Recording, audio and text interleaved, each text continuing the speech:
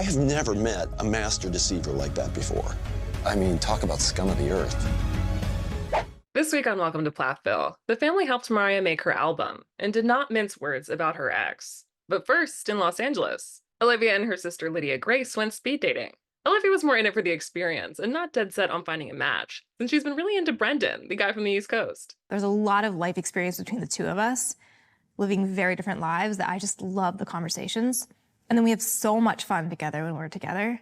But at the same time, I also just want to be realistic. I'm not putting all my eggs in one basket. And these guys at speed dating, like, they could blow me away, they could wow me, one of them could impress me if they really tried and wanted to, I guess. During each speed dating round, Olivia was really focused on having genuine conversations and being herself, including showing off her nerdy side. I just like authentic connections up front. If it's not there, it's not there. If you don't like a dork, move on. Would you ever go to like an adult spelling bee? No. I'd be horrible at it. I would love that. You like to spell? Yes. Okay. Yes. And he looked at me like I had 5 heads.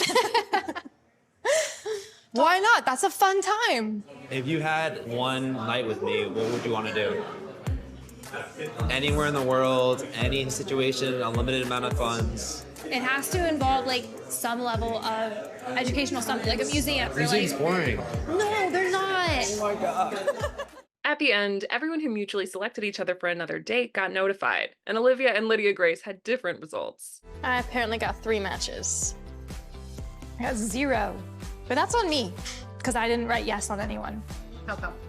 I didn't write yes on any of them because, like, I came for the experience of meeting people. I think I did this more to challenge myself. So does Brendan look better or worse after this experience? Brendan looks way better after this experience. I mean, he was like looking really good before, but way better now. In Tampa, Moriah is filming a music video, and she rented out a house for a whole week so her family could come and help her out, including Barry and Kim. This is the first time my whole family will be sleeping in the same house since we lived at the farm. I don't want to force anyone to be anywhere that they don't want to be, but like, I just love my family and I love it when we're all together. So, yeah, we shall see how this goes. I'm able to tolerate, being around Barry. I mean, I'm not getting warm fuzzies, at the thought of being under the same roof with him or anything. But, it's okay. We don't hate each other yet. Kim shared that Ken won't be coming, but she filled him in on the situation. I told Ken we would all be there and that Barry and I would have separate rooms, of course. So there was never a moment when Ken interpreted it as, I'm going to stay the night with my ex. I know he would love to be here, but I think if we did, at this point, it might end up being a bar brawl between Ken and Barry. I don't know. So I guess it's just as well that Ken stayed home this weekend. When Barry and Ethan got there, Ethan was impressed how his mom and dad could stay civil under one roof.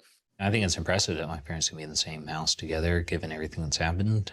Because if it was me and Olivia, that would be problematic. From where I stand right now, I don't understand how my dad is doing it. Things did get a little awkward the next morning, though, while Kim was making breakfast.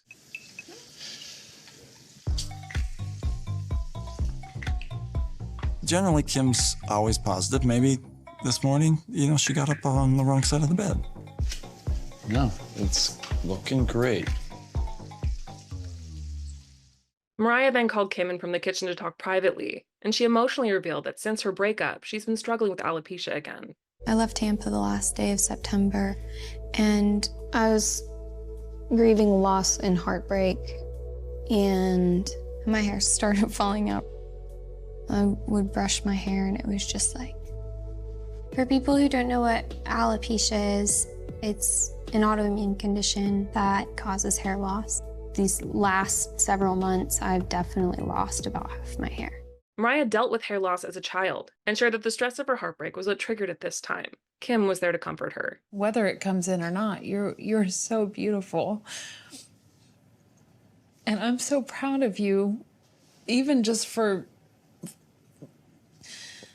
being brave enough to share that with people, and get out there and make a music video. Micah and Veronica are also joining the family in Tampa. It'll be Veronica's first time hanging with the Plaths on camera, but she's met them before. I consider them my extended family at this point. They're lovely human beings, each and every one of them. Veronica and Micah joined Barry and Ethan at the recording studio with Moriah, where she played them her album, which was largely inspired by her recent heartbreak. After listening, the Plaths and Mariah's producers started talking about the relationship gone wrong. Cliff, you know that these songs are birthed out of the pain she went through with that guy. Oh my gosh, I know all about You know all about it, right? Yeah, all about it. And things happen. You think you're the only person in the world that's going through it. Like, that's just how people are. Continue, I'll be back.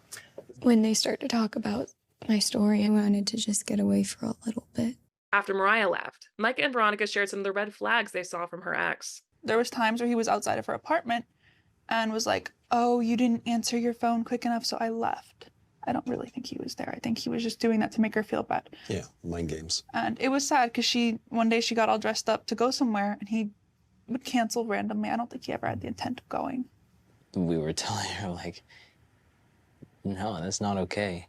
Ethan went on to share his own perspective on Mariah's ex and shared a major bombshell about how things ended. I found out that he was the one in Mariah's ear, pretty much keeping her from some of the family, but also that was why me and Mariah didn't really have much of a relationship for a little bit, because he was telling her not to. And at the very end, she found out that he actually had another girl that was either his girlfriend or his wife or whatever, but that he had a kid with this other woman. Barry met Mariah's ex, and he did not hold back when reflecting on everything. I have never met a master deceiver like that before. I talked with him for like 3 hours, and I was impressed. I was like, wow, this guy's great. And then I never met him again. He had me believing everything. He was a great guy. You know, I can't even fully understand what he was up to. I mean, talk about scum of the earth. When Moriah came back in the room, they all talked about it, and she shared where her head is at now. It's a lot of pain, but then you're just like, oh well. Like, I have no choice but to keep going. Looking back, if I could change anything, I would have at least gone to him with the questions I had and asked. But at the time, I was so hurt. I wrote this album like in hopes of answering some of the questions that I'm trying to come to terms with having no answers to. You get to the other side, you start to see the light at the end of the tunnel, and you're like, oh, it does get better. Ethan later joined Moriah in the studio to sing on one of her songs, and it was something he hadn't done in a while. I haven't sung in 6 years. 6 years. That was since the family band? Don't expect a lot. No, I expect a lot from you. You're gonna do great. Music stopped when me and Olivia got married. She kind of, unfortunately, mocked the singing that my family did and told me I didn't have a good voice, and I didn't really sing after that.